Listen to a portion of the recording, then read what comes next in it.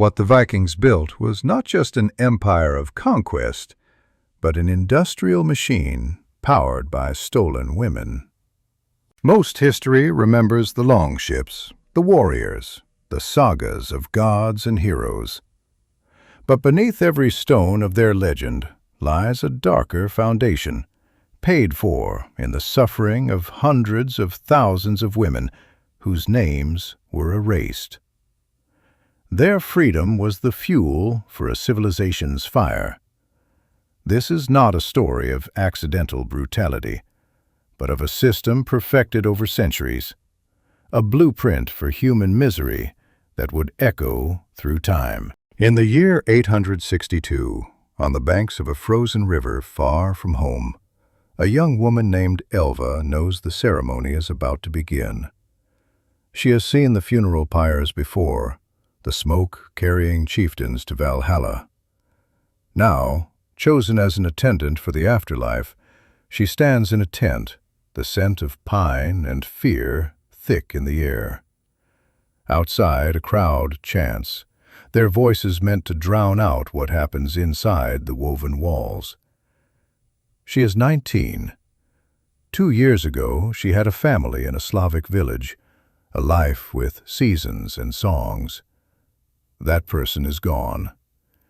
In her place is a vessel, a message to be sent to the dead. For 10 days he has been fed rich foods and strong drink, kept in a blurred state between honor and horror.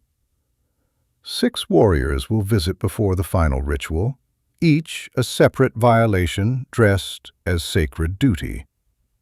She is a living letter, her body the parchment. When the old woman they call the gatekeeper enters with a cord of hemp and a narrow blade, Elva's fate is sealed. Her story ends here, in fire and ash. But in a way, she is fortunate. Her torment has an end she can count in minutes. For most women captured in the raids, their suffering was designed to be endless, a living death with no final smoke to set them free. Their value was not in a glorious sacrifice, but in decades of degradation. Let's rewind to the holy island of Lindisfarne, summer 793. The dawn is shattered not by prayer, but by screams. Sister Etheldreda presses herself into a dank storage pit, grain dust choking her. Through slats in the wood, she watches an efficiency of terror. Warriors move through her sisters, sorting them with the cold assessment of farmers at market. The young and fair are pulled one way, the strong and old another. The infirm receive a swift axe. Her friend, a girl with hair like autumn leaves, is dragged toward the strange, carved ships. Etheldreda herself is found moments later, a calloused hand yanking her from the grain. The man smells of salt and iron. He says nothing she understands as he shoves her into a line of the condemned. Her life of prayer is over. She is now property, a thing to be transported, evaluated, and spent. The journey north redefines agony. 40 women crammed below decks in a space for 20. No food for 2 days. Only brackish water when waves crash over the side. In the darkness, they learn to recognize the different footsteps above. Sometimes they come for violence. Sometimes for appraisal. Sometimes just to look, to claim their share of the human spoils. By the 8th day, Etheldreda stops praying. God feels as distant as the seabed. When land finally appears, the division begins at once. She is given to a broad-shouldered farmer for field labor. She sees her beautiful friend led toward the chieftain's great hall and, for a foolish moment, thinks that might be a gentler fate, a warmer bed, perhaps softer duties. She is wrong. She will spend the next 20 years in Norway, her world reduced to the circumference of a grinding stone. Her hands will become twisted roots, her spine curving under loads meant for beasts. She will die without seeing her homeland again, her name forgotten in the place she was born, unrecorded in the place she died. She will never know her friend's full fate, only rumors that passed through the secret networks the enslaved forged. Sold east after 3 months, vanished into the vast trading routes stretching toward the rising sun. Her friend became a ghost in the system, a number on a ledger moving from Dublin to Hedeby, perhaps to Kiev. Her beauty a commodity that increased with each mile from home. This was not an isolated atrocity. It was a template. For 3 centuries, from Iceland to the Rus, this system operated with chilling precision. It was an economy, and women were its primary currency. The raids were not random explosions of violence, but harvesting operations. The Vikings were not just warriors, they were extractors of human capital. After a raid on a Frankish village, a chieftain walks through the mud. His staff lifts the chin of a mother who saw her husband cut down. He appraises a nobleman's trembling daughter. He evaluates a girl whose beauty shines through the grime. With a nod, he sorts them. Laborers, breeders, special assets. This was the triage of their suffering, a diagnosis that determined every remaining hour of their lives. Each category had a price, a purpose, a calculated lifespan. The laborer, like the mother, would break her body turning millstones until her heart gave out, her value measured in sacks of flour. The breeder, like the nobleman's daughter, would become a factory for new slaves, her children taken as soon as they could walk, her womb a mine for future property.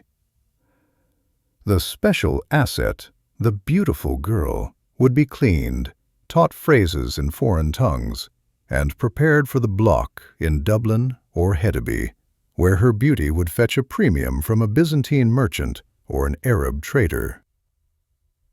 They were not people, but capital with a heartbeat.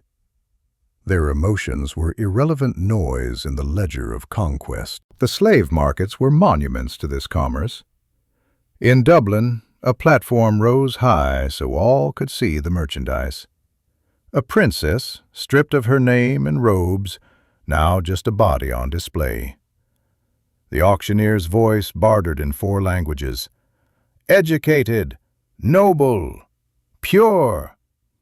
The bids climbed. Her royal blood merely increased her price.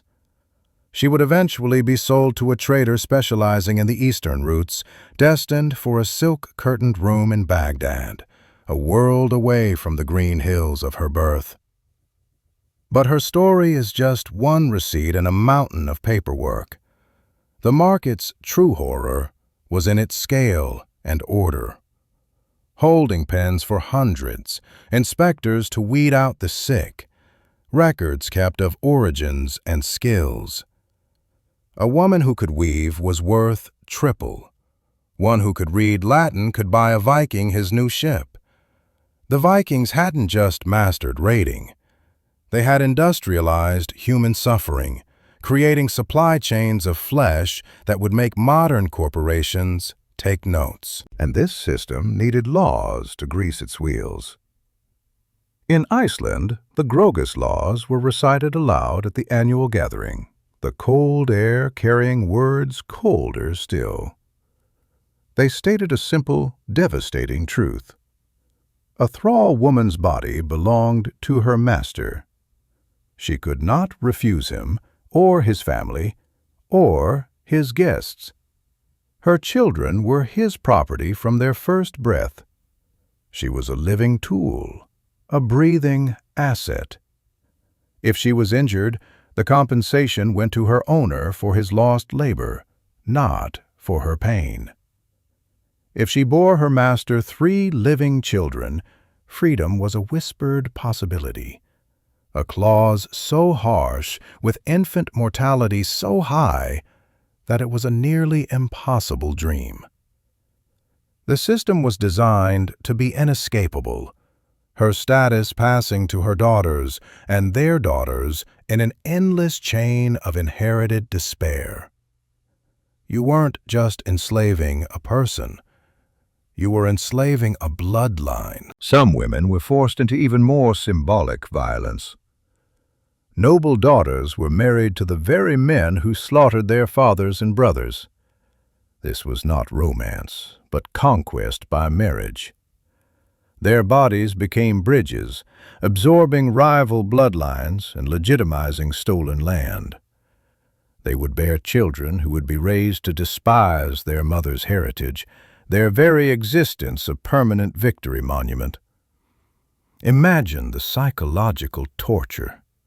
Sharing a bed with your father's killer, raising his children, knowing your lineage will only survive by serving the culture that sought to erase it. And then there were the prisons without walls. In Iceland and Greenland, escape was a geographical joke. Where could you run? The interior was a volcanic desert, the ocean a freezing void. Women who tried were hobbled, tendons cut so they could work but never run again. Some chose a faster freedom, walking into active hot springs or the sea. In these isolated settlements, the social contract eroded completely. Women became communal resources, their humanity erased not just by law, but by the very landscape. The constant daylight of summer meant no cover of darkness. The endless night of winter meant death waited just outside the fire's glow. In Greenland, the imbalance was worse. 5 free men for every free woman. Enslaved women bore the weight of that math, their bodies treated as communal property in a society on the edge of the world. Yet, within this machinery of despair, resistance flickered. It was quiet, desperate, and often fatal. It was the weapon of the powerless, poison gathered slowly from known herbs. A master dies of a wasting sickness. A pot of stew sends 3 warriors to their gods. Arson that consumed not just a longship, but the profits of a season. Work slowdowns that required constant, exhausting vigilance from the masters. The most devastating resistance of all, infanticide, a mother choosing a single, terrible grief over gifting a child to the same life. They preserved what they could in the hidden spaces, whispering old languages, singing homeland songs, teaching forbidden prayers to their children in the dark. This was not surrender. It was a different kind of war, fought with memory and subtle sabotage.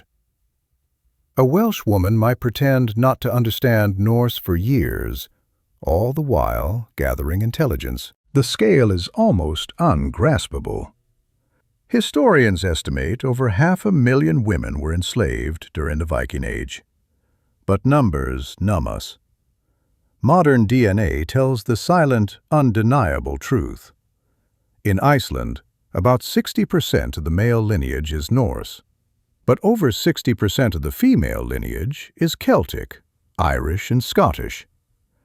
The nation was literally built by and upon stolen women.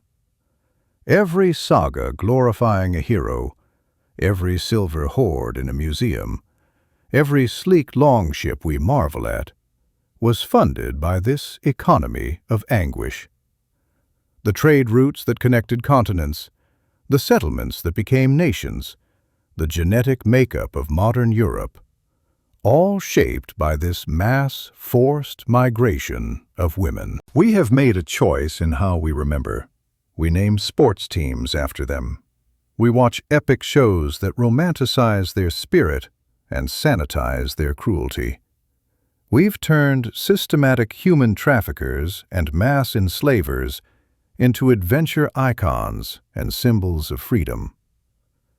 The real memorial for the Elvas, the Etheldredas, the countless unnamed, is not in stone, but in our acknowledgement. To see the full cost of the Viking Age, we must look past the shield wall and into the holding pens, past the hero's journey and into the mill house where a woman turned to stone until her hands were dust. We must listen to the silence they left behind. Their story is the one the skalds refused to sing. But that silence is itself a record. It screams of what was deemed unworthy of poetry, what was too uncomfortable for myth. In that gap in the historical record, we find the true, terrible price of an empire. It was paid not by the warriors who fell in battle, but by the women who fell into a system designed to erase them twice. First, their freedom, then their memory. If you want to keep uncovering history's hidden layers with us, to give voice to those silences, make sure you're part of the conversation. Hit that like button. It helps more people find these forgotten stories on Winds of Thought. And subscribe so you don't miss our next journey into the shadows of the past. Let me know in the comments, which historical figure or forgotten group do you think deserves a story like this?